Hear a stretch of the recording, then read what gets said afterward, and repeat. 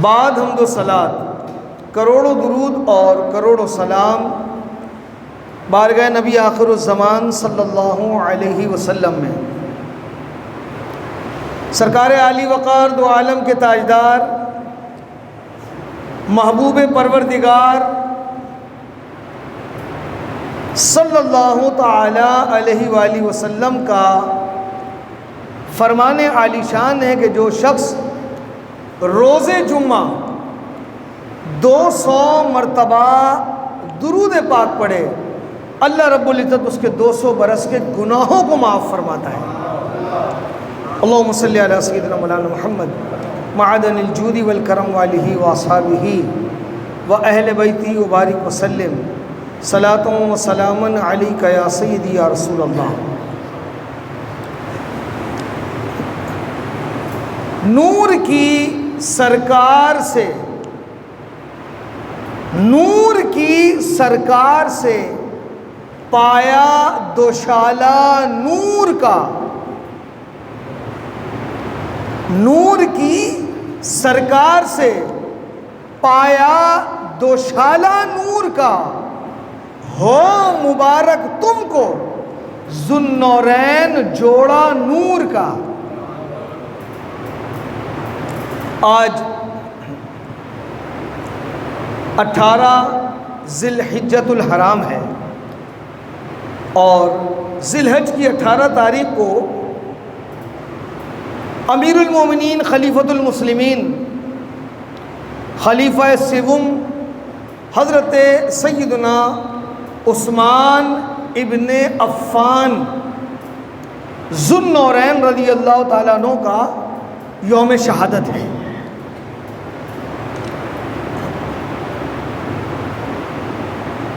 اللہ تبارک و تعالیٰ عز و جل کے دین اور دین اسلام، اس کو یہ اعزاز حاصل ہے کہ اسلام نے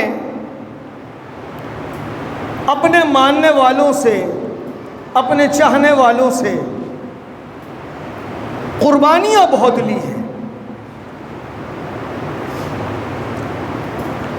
اور اسی کا ایک حصہ شہادت عثمان غنی رضی اللہ تعالیٰ عنہ بھی ہے۔ تو پتہ یہ چلا کہ جو زیادہ رب کو محبوب ہوتا ہے اس سے امتحان بھی اتنا سخت لیا جاتا ہے۔ سیدنا عثمان غنی رضی اللہ تعالیٰ عنہ جن کی ایک صفت ہے حیا، آپ بہت باحیا تھے،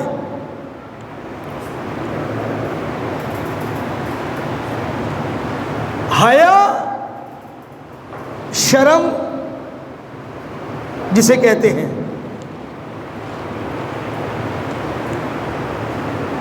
یہ ایک بہت عظیم صفت ہے۔ اچھا، انسان میں کسی چیز کی خوبی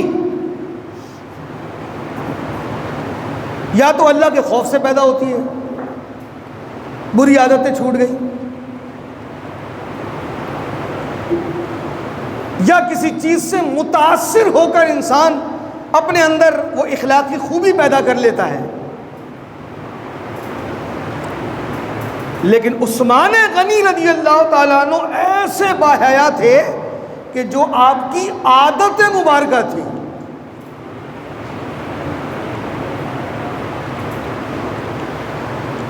سیدنا عثمان غنی رضی اللہ تعالیٰ عنہ کی شخصیت کئی جہت سے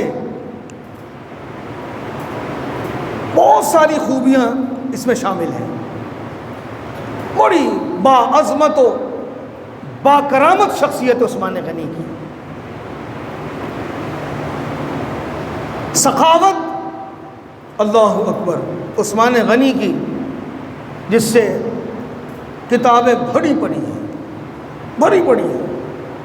ایسا سخی چشم فلک نے دیکھا ہی نہیں کہ جیسی سخاوت عثمان غنی کر گئے۔ میرے آقا علیہ الصلوۃ والسلام نے اظہار فرمایا، یہودی سے کنواں خرید کر مسلمانوں کے لیے وقف کر دیا۔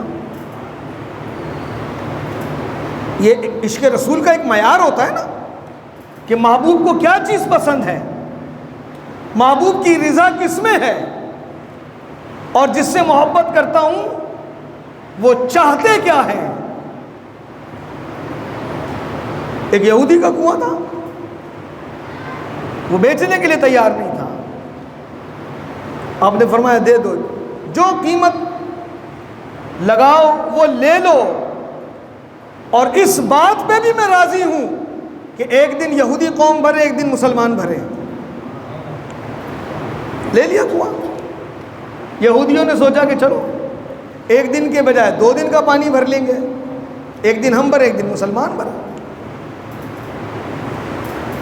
سیدنا عثمان غنی رضی اللہ تعالیٰ عنہ نے وہ کنواں خرید کے مسلمانوں کے لیے وقف کر دیا۔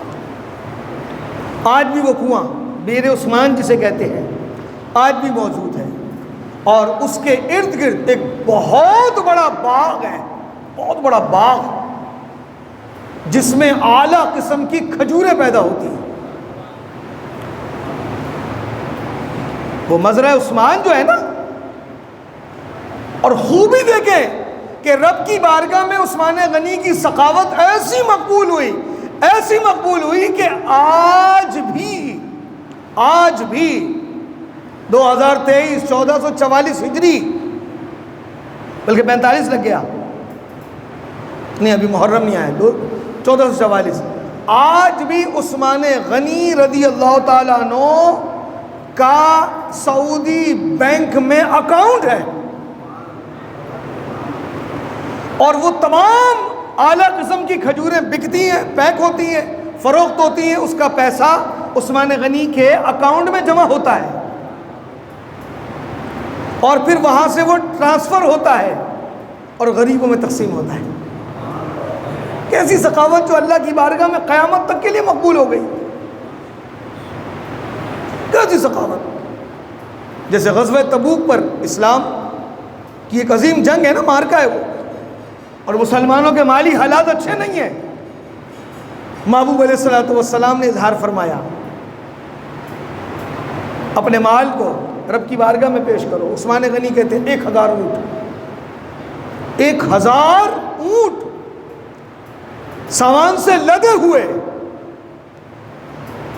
یا رسول اللہ آپ کے قدموں پہ قربان۔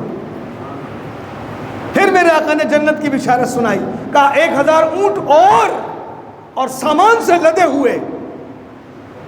پھر میرے آقا نے جنت کی بشارت عطا فرمائی تو کہا 1000 اونٹ اور سامان سے لدے ہوئے۔ اور وہ ایک کتاب میں نے پڑھا تھا کہ ایک شخص کو شہد کی تلاش تھی اور مل نہیں رہا تھا۔ کسی نے کہا کہ عثمان غنی ایک بہت بڑے تاجر ہیں، وہ ابھی رستے میں ہوں گے، بس پہنچنے والے ہیں، ان کے پاس چلے جاؤ۔ ابھی آپ مدینے میں داخل نہیں ہوئے تھے کہ وہ شخص عثمان غنی کے پاس پہنچ کے کہتا ہے کہ حضور مجھے شہد چاہیے دوائی کے طور پہ۔ فرمایا ٹھیک ہے، یہ سواری پر لدا ہوا ہے اونٹ سواری پر خچر پہ، یہ مٹکا تم لے لو۔ اتنا سارا شہد دے دیا، خادم سے کہا کہ دے دو، دے دیا۔ کیا دیکھا کہ اس سواری کا بیلنس خراب ہو رہا ہے، توازن خراب ہو رہا ہے، کہا یہ دوسرا بھی دے دو۔ خادم نے دوسرا بھی پیش کر دیا، کہا یہ بیچارہ غریب یہ لے کر کیسے جائے گا، سواری بھی دے دو، سواری بھی دے دی۔ عثمان غنی رضی اللہ تعالیٰ عنہ اپنے خادم کو ملاحظہ فرما رہے ہیں، ایک مٹکا دے دیا، دوسرا مٹکا دینے میں اسے تھوڑی پس و پیش ہوئی، کہا سواری بھی دے دو، تو دوڑ کے سواری بھی دے دی۔ کہا اب کیا ہوا؟ کہا میں تو سوچ رہا تھا کہیں ایسا نہ ہو کہ آپ بولیں کہ جب تجھے آزاد کیا تو بھی اس کے ساتھ غلام، تو میرا غلام ہے، چلا جا۔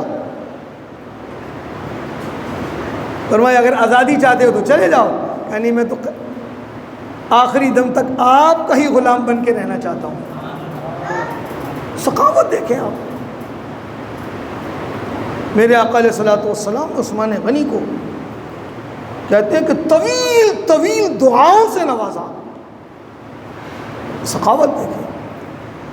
سید عالم علیہ الصلوۃ والسلام اپنے کاشانہ اقدس پہ جلوہ افروز ہے. آپ کی پنڈلی کا کوئی حصہ نظر آ رہا ہے. ابو بکر آئے, آپ تشریف فرما رہے. فاروق اعظم آئے, آپ تشریف فرما رہے. عثمان آئے تو میرے آقا اٹھ کے بیٹھ گئے اور اپنی پنڈلی کو ڈھک لیا. فرمایا یہ عثمان, اس سے تو فرشتے بھی حیا کرتے ہیں, فرشتے بھی حیا کرتے ہیں. سقی ایسا, با حیا ایسا, انتہائی شرمیلے. اور آج بھی ہمارے یہاں ایک رواج ہے کہ اگر داماد اچھا ہو تو انسان کی طبیعت بڑی خوش ہوتی ہے. بیٹیاں فطری طور پہ پیاری ہوتی ہیں, انسان کو اپنی بیٹیوں سے لگاؤ ہوتا ہے اور یہ تمنا ہوتی ہے کہ ان بیٹیوں کا شوہر بھی نیک ہو. ایسا ہی ہے نا, جو بیٹیوں والے میری بات کو سمجھ رہے ہوں گے. لیکن عثمان غنی کو محبوب خدا کا حصے میں کتنا پیار ملا. کہتے ہیں کہ کائنات میں اس روئے زمین پر ایک شخص بھی ایسا نہیں ہے عثمان غنی کے علاوہ, عثمان کے علاوہ کوئی ایک شخص بھی ایسا نہیں ہے کہ جس کے نکاح میں کسی نبی کی 2 بیٹیاں ہوں.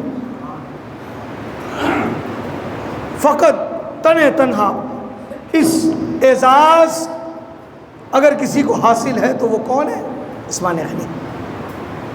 حضور کی 4 بیٹیاں, ایک حضرت آس کو دی, ابن آس کو, زینب اور رقیہ اور کلثوم, یہ سیدنا عثمان غنی کے نکاح میں. غزوہ بدر میں میرے آقا تشریف لے گئے. عثمان غنی سے کہا کہ آپ رکو. بہت دلیل تھی. کون؟ حضرت رقیہ رضی اللہ تعالیٰ عنہ. جب میرے آقا علیہ الصلوۃ والسلام غزوہ بدر سے تشریف لائے تو آپ مدینے پہنچے ہیں اور ان کی تدفین ہوئی ہے. وصال ہو گیا. عثمان غنی انتہائی مغموم تھے. آپ نے بلایا اور اپنی دوسری بیٹی کا نکاح بھی آپ سے کر دیا. یعنی عثمان غنی کو کتنا پیار ملا محبوب خدا کا کہ ایک کے بعد, وصال کے بعد دوسری بیٹی ام کلثوم کا نکاح بھی کر دیا.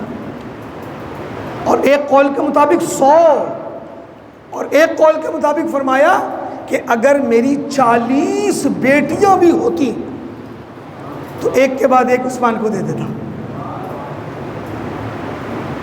یہ اعزاز حاصل ہوا, یہ صفت. اور کہتے ہیں کہ لوط علیہ السلام کے بعد اگر کوئی دوسرا ایسا شخص جس نے 2 ہجرتیں کی, 2 دفعہ ہجرت کی ہو, وہ عثمان غنی ہے. ایک مرتبہ حبشہ, پھر حبشے سے مدینے.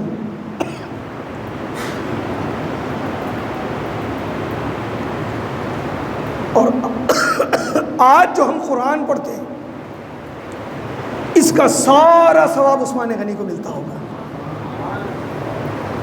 کہ قرآن کے تحفظ کے لیے اس کو جمع فرمایا. قرآن کی تدوین جو ہوئی نا, جمع کرنا, پتوں پہ لکھا ہے, چمڑے پہ لکھا ہے, لکڑی پہ لکھا ہے, سب کو جمع کیا اور قرآن کو ایک کتابی صورت دی. یہ کس نے دی؟ عثمان غنی نے. قرآن کا تحفظ تو اللہ نے اپنے ذمہ لیا ہے نا. جیسے کہ سویڈن میں قرآن مجید کو جلایا گیا اور سرکاری سطح پہ اس شخص کو تحفظ دے کر قرآن کو جلایا گیا, اور پھر اس کے لیے وضاحت کی کہ یہ آزادی حاصل ہے کہ جو چاہے کرے. جس سے مسلمانوں کا دل چھلنی ہوا ہے, اس عمل سے مسلمانوں کا دل چھلنی ہے کہ قرآن مجید یہ وہ قرآن مجید ہے جو پوری انسانیت کا ضابطہ حیات جس میں موجود ہے، پوری انسانیت کا ضابطہ حیات کا وہ قرآن مجید میں موجود ہے۔ اور یہ قرآن جلانا، یہ تو ایک وہ کہتے ہیں نا کہ یہ جلن کس بات کی ہے؟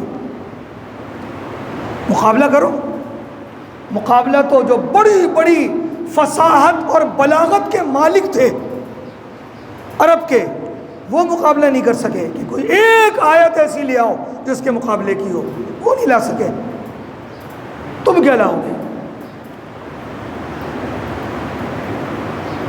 قرآن مجید عرب کا کلام، چونکہ اسلام سے تکلیف اس بات کی انہیں کہ وہ اتنی پاور رکھتا ہے اسلام کہ وہ کسی کے دبائے سے دبنے والا نہیں، تیزی کے ساتھ اسلام پھیل رہا ہے۔ یہ تو جلن ہے ایک، کھسیانی بلی کمبل ہوتے ہیں نا کہ قرآن کو جلا کے، اللہ کے رسول کے خاکے بنا کر، نبی کی شان میں گستاخی کر کے، کارٹون بنا کے، چونکہ جو کچھ نہیں کر سکتے تو ایسی مذموم حرکتیں کرتے ہیں۔ آپ دیکھیں وہ قرآن مجید جو لوگوں کے سینوں میں دفن ہے، وہ کیسے مٹاؤ گے؟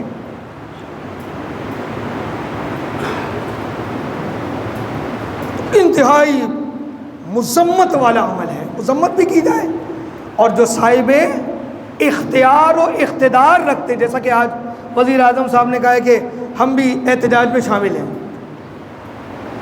یہ بات تو نہ سمجھ میں آنے والی ہے۔ احتجاج کون کرتا ہے پتہ ہے؟ احتجاج وہ کرتا ہے کہ جس کو کوئی اختیار حاصل نہ ہو۔ ہم اور آپ احتجاج کر سکتے ہیں، اور احتجاج کس کے خلاف؟ کہ ہم بتانا چاہتے ہیں حاکم وقت کو کہ اختیار تمہیں ہے، تم عالمی سطح پہ اس کی بات کرو۔ صاحب اقتداری کریں گے نا آگے، اور مسلمانوں حکمرانوں سے بات کر کے کوئی ایسی قانون سازی کرو کہ وہ اس طرح کی حرکتیں نہ کریں۔ اور 100 باتوں کی ایک بات، ان تمام چیزوں کا حل کیا ہے؟ وہ ہے جہاد، وہ نصر، وہ برق، وہ غوری، یہ میزائل زنگ لگانے کے لیے تھوڑی رکھے گئے۔ اس کا رخ موڑو اس طرح، سویڈن کی طرف، تو تم نے ایسا کیا ہے، کیوں کیا؟ اتنی غیرت تو حکمرانوں میں ہونی چاہیے نا کہ وہ عالمی سطح پہ بات کریں۔ جو صاحب اقتدار ہے وہ احتجاج نہیں کریں گے، وہ عملی جامہ پہنائیں گے، کچھ کر کے دکھائیں، بائیکاٹ، دفع ہو جائے یہاں سے ان کا سفیر، اور ہمارا سفیر واپسی آ جائے۔ اور سویڈن کی جو چیزیں بھی پاکستان میں آتی ہیں ہمیں قبول ہی نہیں ہے، یہ میں اور آپ تھوڑی کریں گے، یہ تو حکمران طبقہ کرے گا۔ وہ کہتے ہیں نہیں ہم بھی احتجاج میں شامل ہیں۔ یہ مذمت سے نہیں، مرمت سے کام ہوگا۔ مذمت تو ہم اور آپ بے اختیار لوگ کریں گے، اور حکومت کو بتائیں گے کہ ہمارا احتجاج اس لیے ہے کہ آگے بڑھ کے تم انہیں جواب دو۔ کئی ممالک نے کیا، جیسے ترکی نے کیا، جس ملک میں غیرت ایمانی تھی انہوں نے احتجاج کیا ہے، اور ایسا بھی ہوا ہے کہ ان کے سفیر کو بلا لیا، اپنے سفیر کو بلا کے کہا تم اپنے سفیر کو لے جاؤ، ہم تم سے سفارتی تعلقات ختم کرتے ہیں، تم نے ایسی حرکت دل دکھانے والی جس سے ہمارا جگر چھلنی ہو جائے کیوں کیا؟ ایسا کرنا پڑے گا، تب جا کے لگامیں لگیں گی ان کو۔ تو ہمارے حکمران طبقے کو چاہیے کہ وہ مذمت نہ کریں، مرمت کریں، عملی جامہ پہنائیں۔ تو بات کیا تھی؟ یہ جو قرآن ہے، جامع القرآن کون ہے؟ عثمان غنی رضی اللہ تعالیٰ عنہ، محبوب خدا کے انتہائی پیارے ہیں۔ میرے آقا علیہ الصلوۃ والسلام گھر میں تشریف لائے تو آپ لیٹے ہوئے تھے، اور شہزادی حضرت رقیہ حضور کی صاحبزادی عثمان غنی کے بال دھلا رہی تھی، اٹھنے لگے. میرے آقا نے کہا عثمان ایسے ہی رہو. پھر اپنی بیٹی کو تلقین فرمائی. اپنی بیٹی کو کیا کہا؟ یہ عثمان ہے، اس کی خدمت کیا کرو. اور پھر عثمان غنی کے لیے تاریخ ساز میرے آقا نے جملے استعمال فرمائے. فرمایا کہ یہ عثمان، اس کے اندر جو اخلاقی خوبیاں ہیں عثمان کی، جتنی مجھ سے عثمان کا اخلاق مشابہ ہے کسی کا بھی نہیں ہے. نور کی سرکار سے پایا دوشالہ نور کا. یہ اعلیٰ حضرت نے اشارہ کیا ہے کون سی؟ کہ عثمان غنی کے نکاح میں محبوب خدا کی 2 بیٹیاں ہیں. رقیہ انتقال ہوا، ام کلثوم. ہو مبارک تم کو ذوالنورین، جوڑا نور کا. تو اللہ رب العزت سیدنا عثمان غنی 40 دن، 3 دن نہیں، کربلا میں تو 3 دن پانی بنتا نا، عثمان غنی کا 40 دن پانی بنتا. اور خارجیوں نے محاصرہ کیا ہوا تھا. امام حسن آئے، کہا امیر المومنین کیا حکم ہے؟ کہا گھر جا کے آرام کریں، میں نہیں چاہتا کہ مسلمانوں کے خلاف تلواریں اٹھیں. اب سوچ دیکھیں آپ. کہا خارجی آپ کو شہید کرنا چاہتے ہیں؟ کہنے کہ میرا معاملہ میرا رب جانتا ہے، رب جانتا ہے. اللہ اکبر. ایسی سازش ہوئی، خارجیوں نے سیدنا عثمان غنی کو بے دردی سے شہید کیا. اللہ اکبر. انتہائی کربناک شہادت عثمان غنی کی.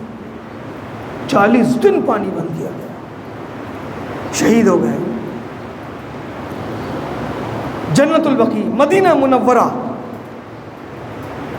میں آج بھی عثمان غنی رضی اللہ تعالیٰ عنہ کا مزار پر انوار موجود ہے. اور جنت البقیع کی تمام جتنی بھی مزارات و قبور ہیں اس میں سب سے زیادہ مقدس وہ خطہ ہے جو عثمان غنی ہے. حضور کے بعد سب سے افضل کون؟ ابو بکر، پھر عمر، وہ کہاں ہے؟ حضور کے ساتھ. پھر اس کے بعد عثمان جنت البقیع میں. پھر مولا علی کہاں ہے؟ نجف میں، عراق میں. اللہ کروڑ کروڑ رحمت نازل فرمائے اور حضرت عثمان غنی رضی اللہ تعالیٰ عنہ کہ دریائے فیض سے ہم سب کو مستفید فرمائے. 18 ذی الحجہ عثمان غنی کی شہادت کا دن ہے. کچھ نہ کچھ ایصال ثواب ضرور کریں اور اس کی برکتیں حاصل کریں. آمین بجاہ سید المرسلین وما علیہ الا البلاغ.